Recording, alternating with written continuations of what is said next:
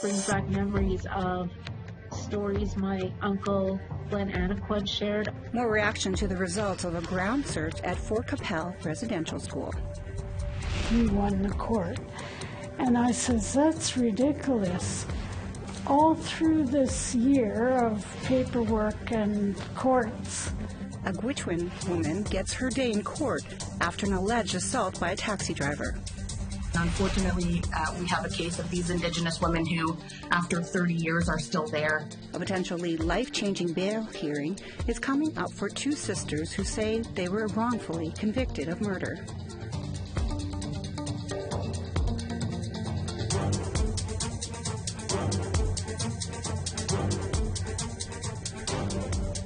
Good evening and welcome to APTN National News. I'm Priscilla Wolf. Star Blanket First Nation released the findings of their ground search at the site of the former Fort Capel Residential School. Carrie Benjo is editor of Eagle Feather News and a survivor of the school. She joins me now. Hello, Carrie. Thank you for taking the time to join us today. Now, you attended the Capel Indian Residential School. How did yesterday's announcement affect you personally? I was going in there as a journalist, but I couldn't help be impacted by yesterday's announcement simply by the fact, or simply from knowing how many areas of interest. When I was attending school there, we were always on the grounds, we're going here and there, and just the idea that maybe we were walking over the graves of children is still really disturbing. Right. And while you were a student at LeBret Indian Residential School, did people know about the possibility of unmarked graves on the ground? No, when I was in residential school, I didn't even know about the history of residential school. So these stories, they weren't really circulating about unmarked graves or children being buried there or things of that nature. We knew that there were nuns and priests who were at the school. There were ghost stories that went around, and we did see things. We did, when I was in my final year of high school, the parkade of the girls' side caved in, and underneath was a room and a tunnel, and it just brings back memories of stories my uncle Glenn Anaquad shared about being in these underground rooms, and that was just validation because the search team said that they located at least 2 rooms.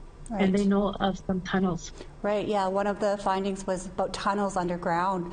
Have you ever heard about them before besides, your uncle mentioning them in the documentary? Have the students ever talked about them? Yeah, actually there were students who talked about exploring some tunnels and being in some of those tunnels, but I myself didn't know where they were. I never ventured underneath the school, but there were stories of these things existing. Okay.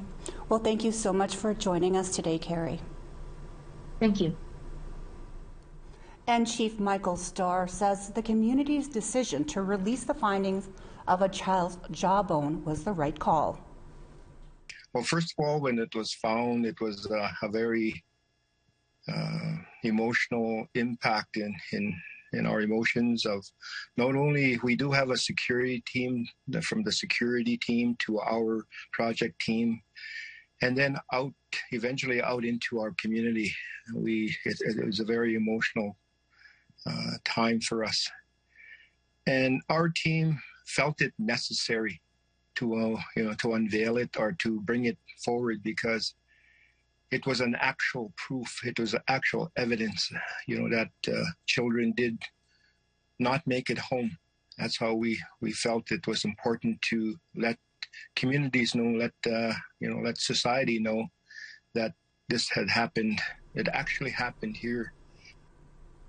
The National Indian Residential School Crisis Line is available for survivors and others who might need support. They can be reached at 1-866-925-4419.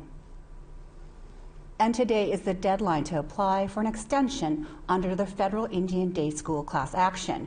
You have until midnight Pacific Standard Time tonight to make a claim.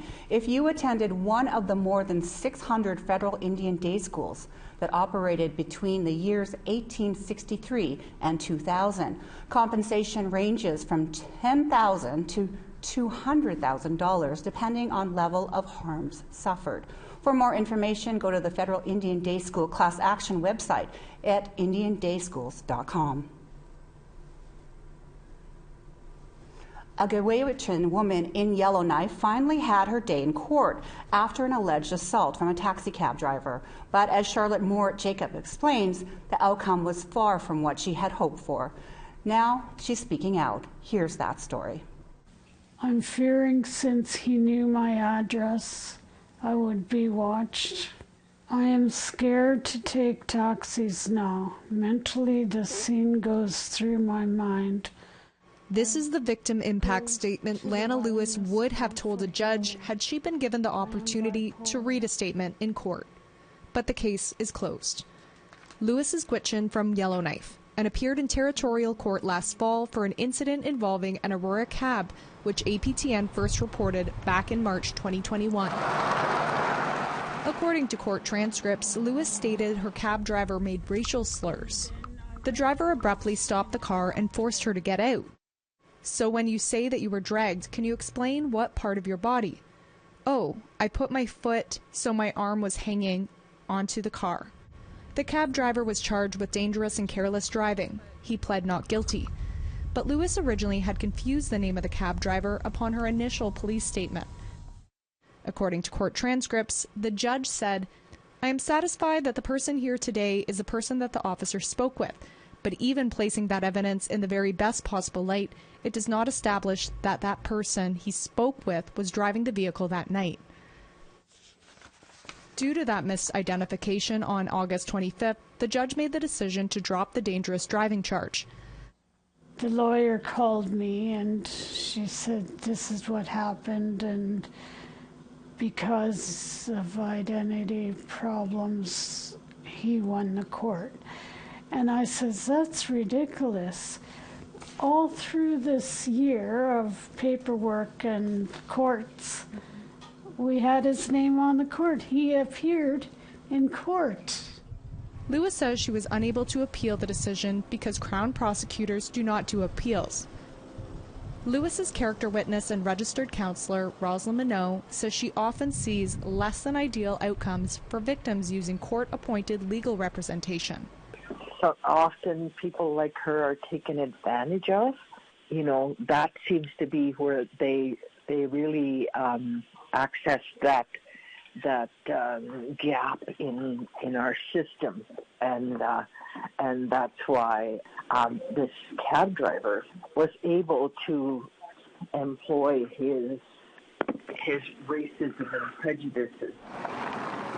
Lewis is one of many women in Yellowknife who've had negative experiences with cabs.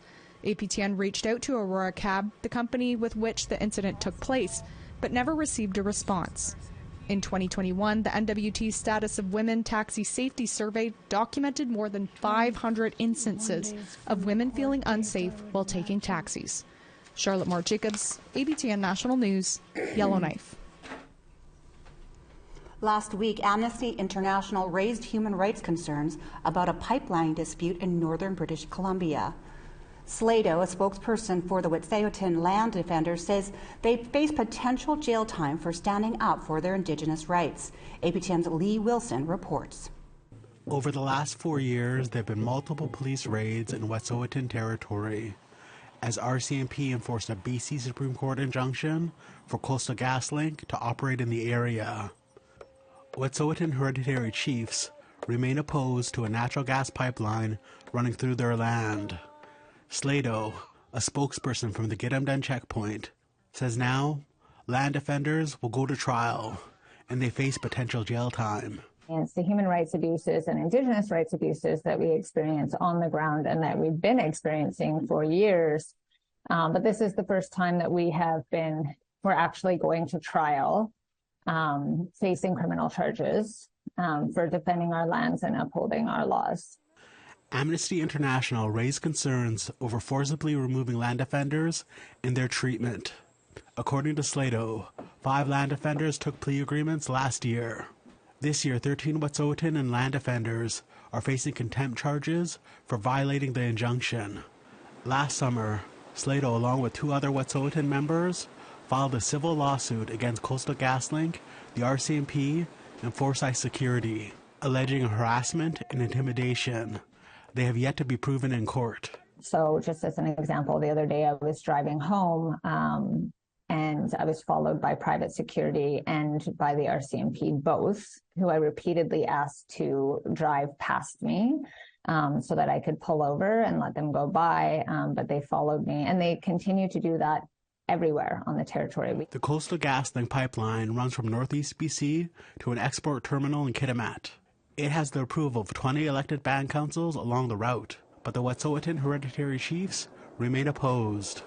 Wet'suwet'en and Gwich'in hereditary chiefs recently celebrated the 25-year anniversary of the Delgamuukw case, a Supreme Court of Canada case which acknowledged the hereditary chiefs had Aboriginal title to their lands based on their oral histories and governance. They have a responsibility to uphold, the policies and laws that they're putting in place within their own system, which are to recognize that we have the right to free, prior, and informed consent, that we have the right to manage our territories according to our own governance, that we have all of these international rights. And so I think that it's really a different story on the ground. The federal government declined to comment on the story. APTN News also contacted the BC government and the BC RCMP, but did not receive a response before airtime. Slato hopes to raise awareness of what's going on and change the alleged behavior of the RCMP and private security. Along with Amnesty International, she called for the stop of the construction of the pipeline until they have talks with the Wet'suwet'en hereditary chiefs. Time that somebody is arrested, every time that we're surveilled and harassed, that's diminishing our rights as Indigenous people, and everybody should be concerned about that. If they can treat us this way, if they're allowed to get away with these kinds of human rights abuses and diminishment of our rights as Indigenous people, then they're going to do that. That's setting a precedent. Lee Wilson, APTN National News, Kitimat. Time for our first break. We'll be right back.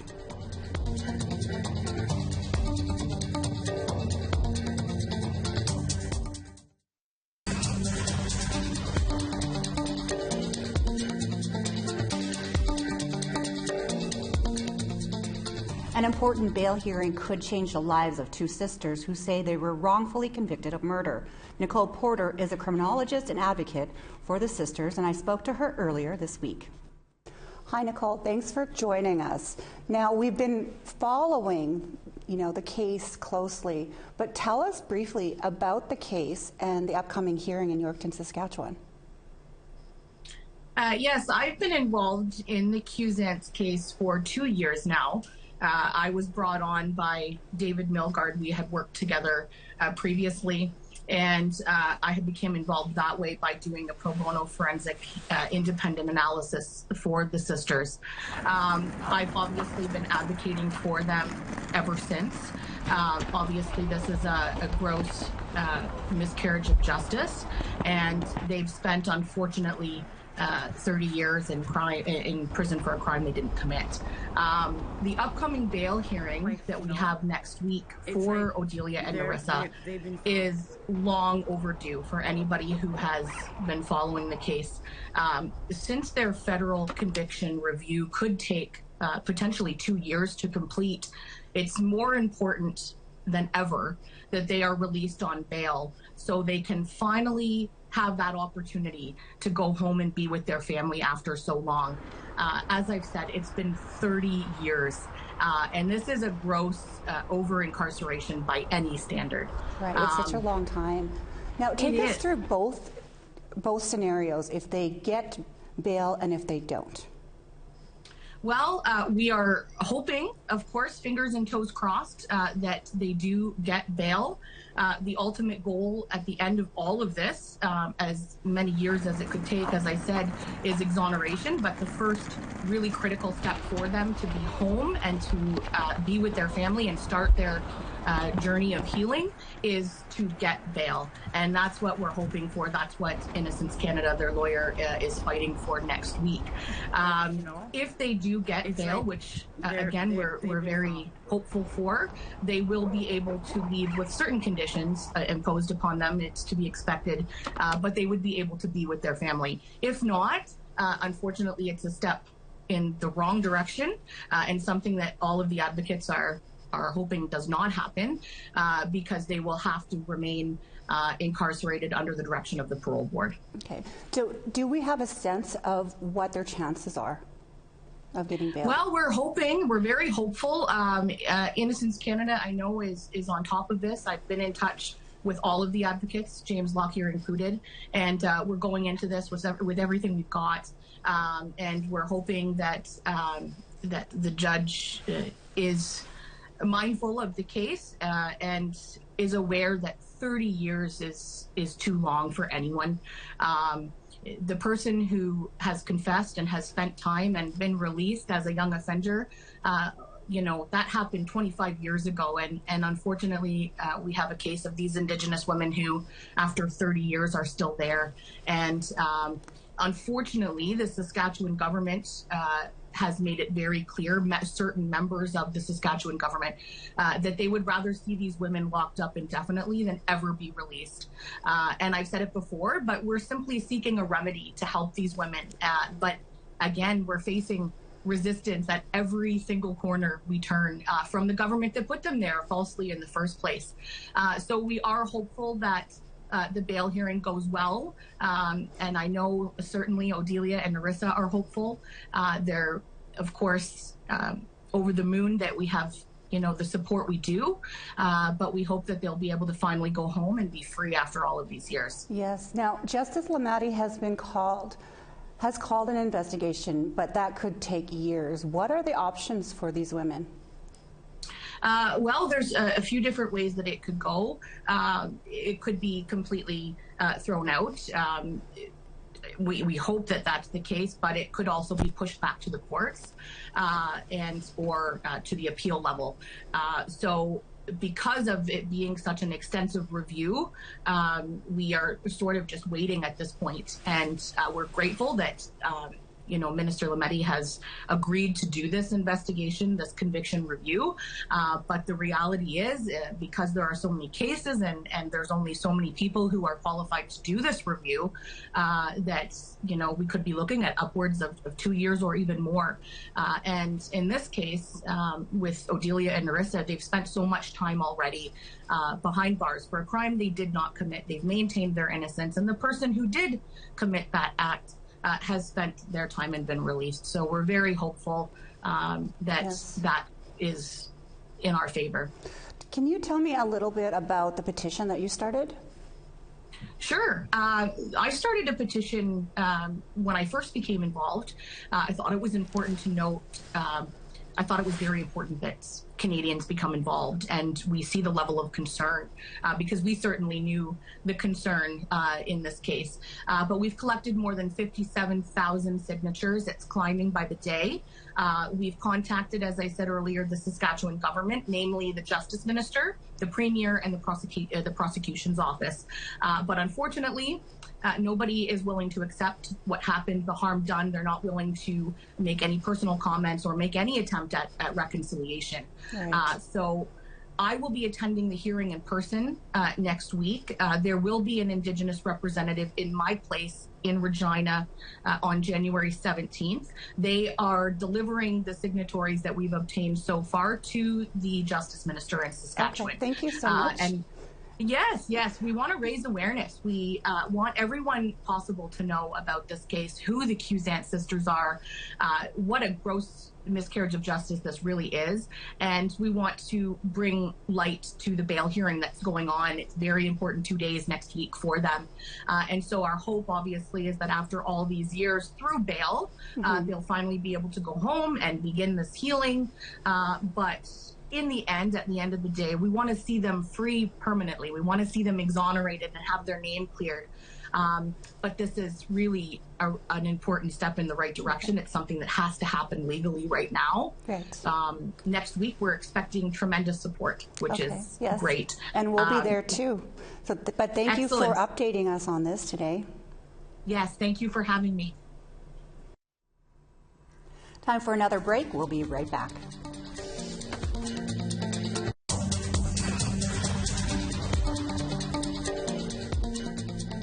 Welcome back. Time now for a photo of the day. This was sent to us by Janice Gladges. Janice saw these during a hike along Windy Cliff on Hornby Island, British Columbia. Some petroglyphs were visible for her to see, and thanks to Janice for sharing with the rest of us. If you have a great photo, be sure to send it by email to share@aptn.ca. Now let's take a look at tomorrow's weather forecast. Let's start out east. It's -3 in Fredericton, +11 Halifax, -17 in Nain, and -18 in Happy Valley Goose Bay. It is -7 in Quebec City and -4 in Montreal, -5 in Toronto, and -3 in London. It is -5 in Sioux Lookout and -12 in Big Trout Lake, -7 in Norway House, and -6 in The Paw. It's -3 in Winnipeg and -3 in Brandon, -5 in Saskatoon, and -1 in Regina.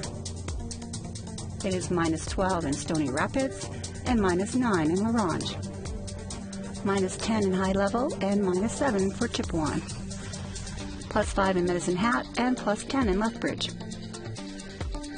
+12 in Vancouver, 11 in Victoria, +2 in Prince George, and 1 in Smithers, -11 in Watson Lake, and -11 in Whitehorse, -18 in Yellowknife, and -14 in Trout Lake, -22 in Fort McPherson,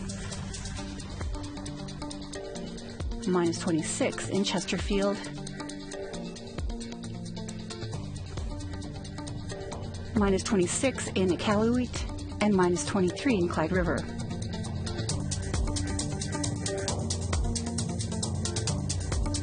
The winter nights are a little more warmer for some people experiencing homelessness in downtown Winnipeg. The city's first tiny village is finally ready. Dubbed Astumit Api Nipkanak, the village offers 22 bachelor-style units, all equipped with all the comforts of home. Located right next to Thunderbird House in the north end of Winnipeg. Planning began for the project in 2019, but it was 2 years delayed in opening due to COVID. It is estimated that the city would need 1,800 more units to address the homeless crisis. We hope to get a look inside those units, and we'll bring you that story soon. Well, that's the show for today. I'm Priscilla Wolf. Have a great evening.